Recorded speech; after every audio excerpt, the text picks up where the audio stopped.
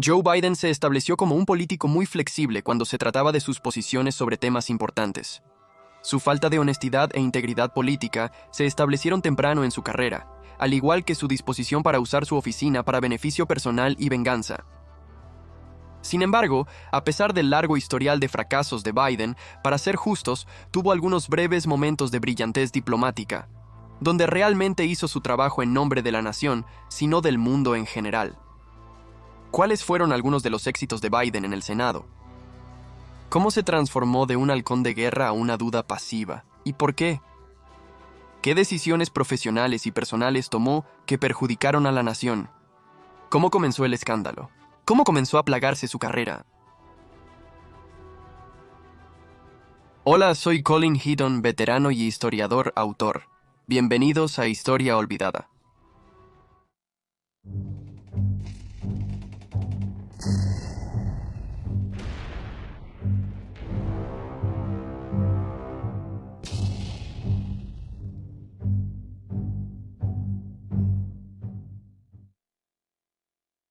Previo a su formación, los Estados Unidos poseían una sólida historia militar.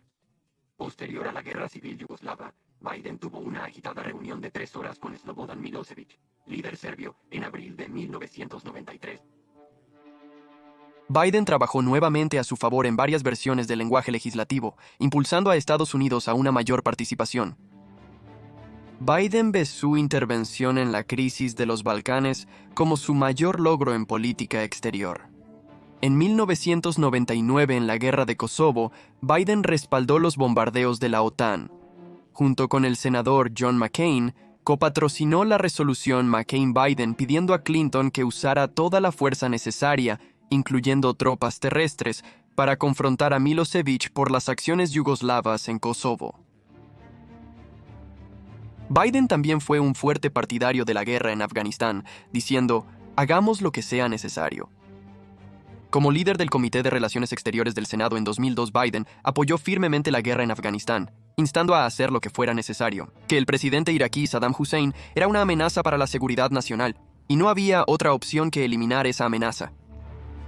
En octubre de 2002, como uno de los halcones más vocales en Capitol Hill, votó a favor de la autorización para el uso de la fuerza militar contra Irak, aprobando la invasión de las fuerzas de los Estados Unidos y la coalición.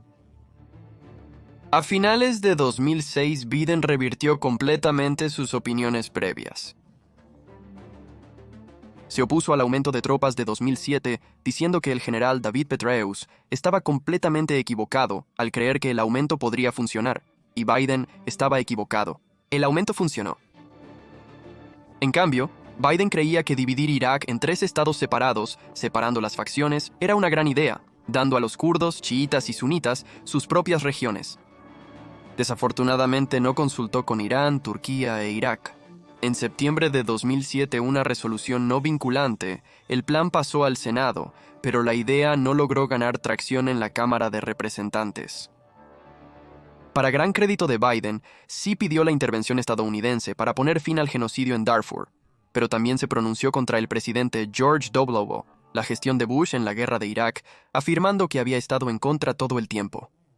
Otros, como John Kerry y Hillary Clinton, también alteraron sus posiciones anteriores, incluso afirmando que nunca apoyaron la guerra. En los 2000, Biden apoyó la ley de bancarrota promovida por los emisores de tarjetas de crédito, lo que era lógico, dado que era un gran beneficiario de los bancos emisores, principalmente en Delaware. Donaron a sus campañas. Clinton vetó el proyecto de ley en 2000, pero se aprobó en 2005 durante el mandato de George W. Administración de Bush, como la Ley de Prevención de Abusos de Bancarrota y Protección al Consumidor, con Biden siendo uno de los únicos 18 demócratas que votaron a favor. Mientras los demócratas líderes y las organizaciones de derechos del consumidor se oponían a ella, esta puso en marcha la crisis financiera en 2007 y 2008. Biden respaldó el incremento de fondos para Amtrak por parte de los contribuyentes, dado que, al igual que el servicio postal de Estados Unidos, nunca fue rentable y siempre tuvo déficit. Se opuso a la privatización de Amtrak, lo cual habría tenido sentido, ya que el sector privado siempre gestiona un negocio mejor que el gobierno federal. En 2007, Biden decidió postularse nuevamente para la presidencia de los Estados Unidos, pero la campaña de Biden no pudo competir en las primarias contra el reconocimiento de nombre y el impulso de los senadores Hillary Clinton y Barack Obama. Y después de recibir menos del 1% de los votos en los cruciales caucus de Iowa, Biden se retiró de la carrera. Obama seleccionó a Biden como su vicepresidente, creyendo que podría ayudar en su campaña presidencial en los Estados Unidos. La campaña de Biden transmitió su mensaje de recuperación económica a los votantes clave de cuello azul en estados pendulares como Ohio y Pensilvania. El 2 de noviembre de 2008, la fórmula Obama y Biden derrotó a los republicanos, el senador de Arizona John McCain y la gobernadora de Alaska Sarah Palin. El 20 de enero de 2009, Obama se convirtió en el 44 grados presidente de Estados Unidos y Biden en el 47 grados vicepresidente. Durante este tiempo, las restricciones financieras de Biden se evidenció junto con la conducta delictiva del entonces representante demócrata Barney Frank de Massachusetts. Frank supervisaba a Fannie Mae y Freddie Mac, implementando la política de Obama de proporcionar hipotecas a estadounidenses menos acomodados, esencialmente a aquellos que no podían costearlas. Muchos propietarios, incapaces de pagar hipotecas, incumplieron, agotando las reservas de efectivo de los bancos para otras inversiones. Barney Frank mintió al Congreso y al pueblo estadounidense durante el periodo de crisis de 2006 a 2008. Los precios de la vivienda sufrieron una caída incluso mayor que la caída de precios durante la Gran Depresión, y la nueva construcción se detuvo, ya que las principales instituciones estaban en quiebra y los constructores no podían asegurar nuevos préstamos y la refinanciación de los préstamos existentes era casi imposible. De hecho, esa misma discusión llegó a su punto máximo en 2009, cuando Frank estuvo en The O'Reilly Factor del Fox News Channel, cuando Bill O'Reilly acusó a Frank por las mentiras, el engaño y los encubrimientos. Se demostró que, incluso mientras Frank y Biden, entre otros, promocionaban la solvencia de las instituciones de préstamos para viviendas, estaban vendiendo secretamente sus acciones para obtener efectivo antes de que todo el castillo de naipes se derrumbara. Lo vieron llegar y no informaron al pueblo estadounidense, en realidad hicieron lo contrario. La crisis fue, en esencia, creada por Obama, Biden, Frank y otros con intelecto y conocimientos bancarios limitados, lo que llevó a la Gran Recesión y a millones de estadounidenses de la clase trabajadora, las mismas personas que los demócratas afirmaban representar, desde 401ks hasta hogares y sus trabajos. 2 años después del fin de la recesión, el desempleo superaba el 9%, los planes de jubilación se desvanecieron, y Obama y Biden garantizaron rescates de los contribuyentes a bancos y cajas de ahorros que otorgaron préstamos riesgosos, en su mayoría a compradores de viviendas no calificados, por ingresos y calificaciones crediticias.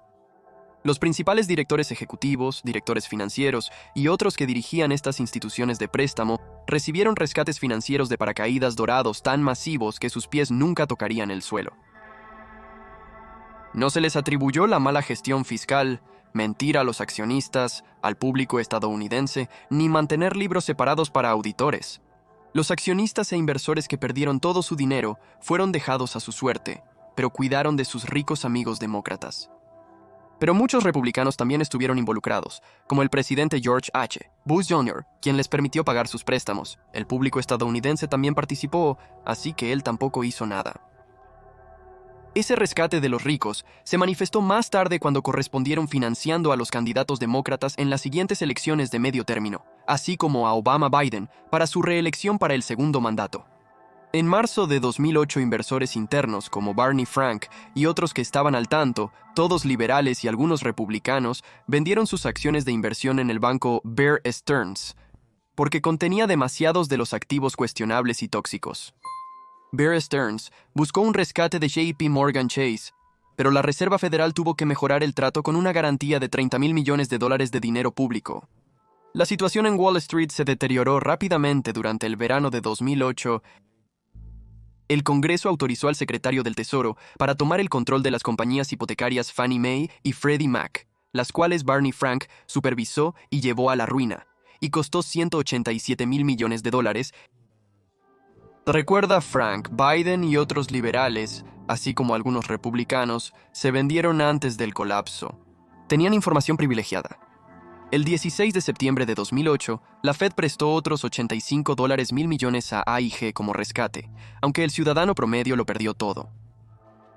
El 17 de septiembre de 2008, la crisis causó una corrida en los fondos monetarios, donde las empresas depositaban el exceso de efectivo para obtener intereses nocturnos. Y luego los bancos utilizaron esos fondos para hacer préstamos a corto plazo. Durante la corrida, las empresas trasladaron un récord de 172 mil millones de dólares de sus cuentas del mercado monetario a los aún más seguros bonos del Tesoro de los Estados Unidos. Algunos dirían que es información privilegiada. El 20 de septiembre de 2008, el secretario del Tesoro Henry Paulson y el presidente de la Reserva Federal Ben Bernanke presentaron un paquete de rescate de 700 mil millones de dólares al Congreso. Esta respuesta frenó la corrida, pero no bastó. La respuesta de la Reserva Federal a la corrida fue insuficiente, y los republicanos bloquearon durante 2 semanas el proyecto de ley para rescatar a los bancos.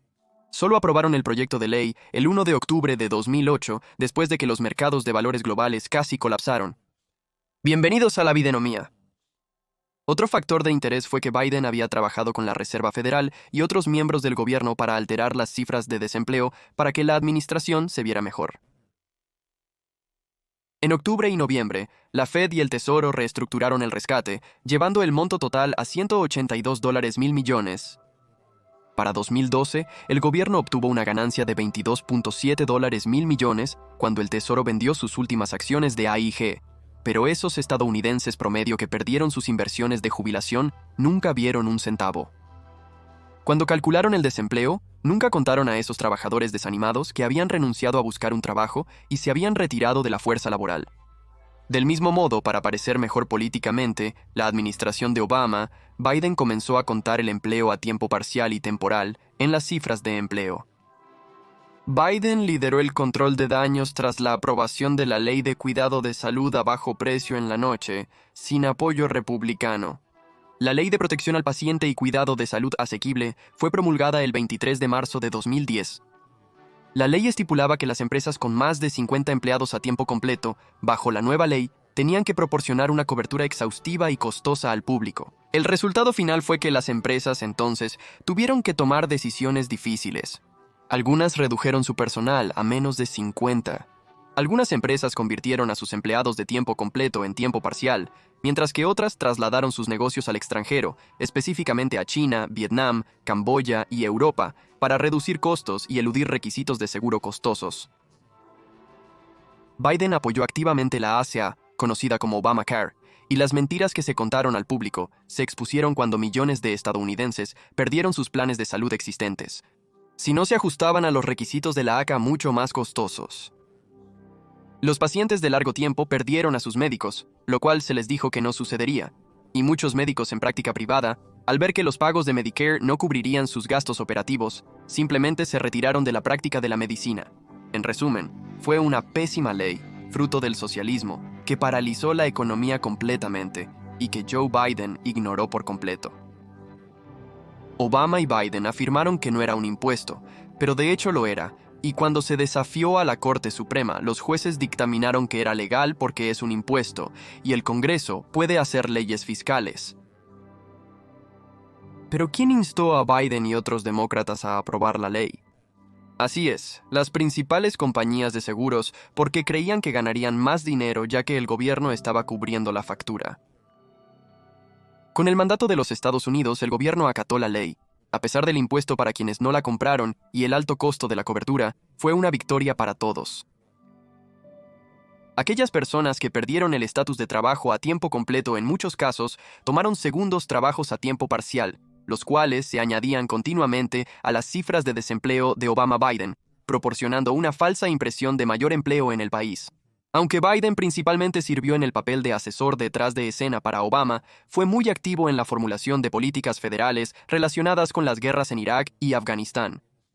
Además, es de mencionar que Biden contribuyó al surgimiento del nuevo Tratado de Reducción de Armas Estratégicas entre Estados Unidos y la Federación Rusa en 2010. En octubre de 2015, Biden anunció que no buscaría la nominación demócrata de 2016 después de la muerte de su hijo Beau. Obama presentó a Biden con la Medalla Presidencial de la Libertad el 12 de enero de 2017 en una ceremonia sorpresa en la Casa Blanca. Sin embargo, muchas cosas atormentaban a Biden. Además, en 2017 Biden escribió una memoria, Prométeme, papá, y realizó una gira de libros. Para 2019, él y su esposa informaron que habían ganado más de $15 millones desde el final de su vicepresidencia a través de compromisos de hablar y ventas de libros. Sin embargo, Biden, el hombre que afirmó ser el hombre más pobre del Congreso, pagó millones de dólares en efectivo por varias casas, incluyendo una casa de playa en Rehoboth Beach, Delaware. La relación ingresos-deuda de Biden no coincidía con los registros del IRS, tampoco los de Hunter. Más sobre eso en la parte 3. Continuaron siguiendo a Biden más alegaciones de mala conducta sexual. Lucy Flores, una exasambleísta del estado de Nevada, salió a la luz diciendo que Biden la besó inapropiadamente en un evento de campaña y una exasistente del Congreso llamada Amy LaPause habló de cómo Biden casi la hizo sentir incómoda en una recaudación de fondos. Entre marzo y abril de 2019, 8 mujeres señalaron a Biden por contacto inapropiado. La acusación más creíble de agresión sexual provino de una exasistente llamada Tara Reid. Ella había informado del evento y presentó una queja formal al comité de ética a través de los canales adecuados, informó a su familia y amigos, y su madre, Janet Altimus, llamó al popular programa de entrevistas Larry King Live en 1993 para hablar con King. El título del programa ese día era Washington, la ciudad más cruel del mundo, y uno de los invitados era Lois Romano, quien en ese momento trabajaba como periodista para el Washington Post. Todo el evento se expuso en la televisión nacional. A pesar de los escándalos, Biden anunció que se postulaba para presidente en 2020, el 25 de abril de 2019, y fue duramente criticado por su apoyo de larga data a la enmienda Hyde, la ley federal que prohíbe la financiación federal para los abortos. Como se postulaba para presidente debido a la presión liberal, revirtió su posición sobre Hyde, así como sus muchas posiciones anteriores sobre el matrimonio gay, los gays en el ejército, etc. Siempre eligió la posición que le daba impulso político. En esencia, siempre ha sido un fraude. Nunca ha tenido una posición moral fuerte que no pudiera ser influenciada por ventaja personal o política. Lo que realmente interesó de las finanzas familiares de Biden fue su palabra. Primer debate Trump-Biden. Biden negó que su familia hubiera ganado dinero de China o que él hubiera hablado alguna vez con su hijo Hunter o alguien de su familia sobre sus intereses comerciales en el extranjero. Trump sabía que todo era una mentira, ya que tenía la información y personas habían salido a la luz, como el teniente retirado de la Marina de los